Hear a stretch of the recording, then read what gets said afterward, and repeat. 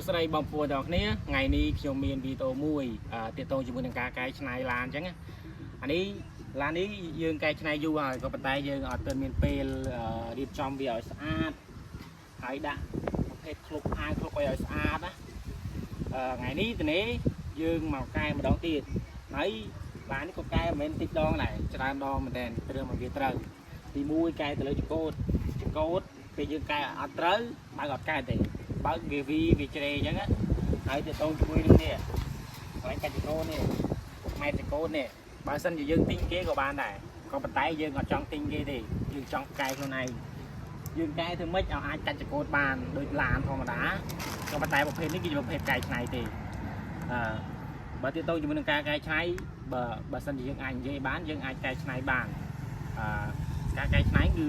ទី1គឺយើងមានសម្ភារៈគ្រប់គ្រាន់ទី2គឺយើងមានលទ្ធភាពក្នុងការទិញគ្រឿងយកមកបំពាក់ផ្សេងយើងកែច្នៃខ្លួនឯងគឺផ្សេងអញ្ចឹងអត់មែនថាយើងកែច្នៃទៅរៀងប៉ុណ្ណេះយើងអាចទិញគ្រឿងបានដើម្បីយកមកបំពាក់ដាក់ចូលអញ្ចឹងគឺទាក់ទងជាមួយនឹងការកែច្នៃរបស់យើងគឺបាទទាក់ទងជាមួយនឹងការកែច្នៃរបស់យើងគឺយើងសឹងតែមានគំនិតទៅលើខ្លួនឯងផ្ទាល់ទាំងអស់បើទាក់ទងជាមួយនឹងការកែច្នៃប៉ុណ្ណេះបើសិនជាទាក់ទងជាមួយនឹងការមើលជាស្ដែងទៅវាមិនអីវាអស្ចារ្យស្អីទេក៏ប៉ុន្តែជាស្ដែងអ្នកមើលក៏ដូចជាធ្វើទេអញ្ចឹងហើយគឺថ្ងៃនេះខ្ញុំចង់កែជាប្រភេទឡាននេះដើម្បីឲ្យមានដបូលមានអាយត្រឹមត្រូវហើយសញ្ញោឆ្វេងស្ដាំជាងទៅគឺឲ្យមានគ្រប់ទាំងអស់ដេបានកាច់សញ្ញោស៊ីផ្លេបានទាក់ទងជាមួយនឹងការបើកចិត្តបើកឆ្ងាយគឺយើងអាចបើកបានទាំងអស់អញ្ចឹងហើយគឺយើងចាប់ផ្ដើមធ្វើការរៀបកាមេរ៉ាមែនចូលមកចិត្តដូចណាទាក់ទងជាមួយនឹងការកែពីមុនមកយើងកែសាលបងអញ្ចឹងគឺយើងដាក់សាំងជាស្ដៃមើលដាក់ដបយើងចង់ដឹងថាវាបើកកើតអត់យើងដាក់ដបហើយប្រភេទអាគុយនេះយើងដាក់អាគុយទៅទេយើងអត់មានកន្លែងដេកន្លែងអីត្រឹមត្រូវទេក៏ប៉ុន្តែយើងដាក់ខ្សែកើជាកើយកមកឆេះអាចប្រើបានទេហើយប្រភេទកង់នេះ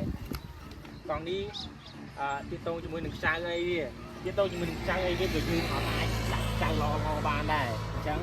យើងអត់ដឹងថាការដំណើរការរបស់វាកើតទៅមួយក៏អត់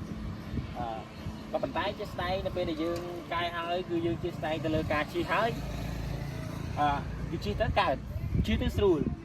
វាអត់មានបញ្ហាអីទេអញ្ចឹងហើយគឺយើងឥឡូវពេលនេះយើងធ្វើការរៀបចំវាដើម្បីឲ្យវាស្អាតដើម្បីឲ្យវាអាចជិះបានជិះទៅជិតក៏បានឆ្ងាយក៏បានជិះដើរលេងក៏បានទៀតហើយវាអាចមានថាមានរូបរាងខុសប្លែកពីគេអញ្ចឹងយើងអានេះគឺជាគំនិតរបស់យើងចង់កែមិនចេញដោយខ្លួនឯងសមត្ថភាពរបស់យើងអាចកែបានប៉ុណ្ណាចាំមើលនៅពេលដែលយើងរៀបចំកែហើយយើងធ្វើការផុសវីដេអូមួយឃ្លីបទៀតបាទដើម្បីរៀបរាប់ពីទាក់ទងជាមួយនឹងការកែច្នៃរបស់យើងអស់ម៉ានការទាក់ទងជាមួយនឹងការកែច្នៃយើងមានអីគេខ្លះយើងអាចបើកបានប្រមាណគីឡូដីឬមួយក៏បើកបានលឿនក៏អត់យឺតក៏អត់ហើយបើកស្រួលអត់អញ្ចឹងចាំមើលវីដេអូក្រោយយើងនឹងធ្វើការផុសជាវីដេអូមួយទៀតឥឡូវនេះគឺវីដេអូរបស់យើងគឺត្រូវបានបញ្ចប់ហើយចាំទស្សនានៅវីដេអូក្រោយទៀតអូខេ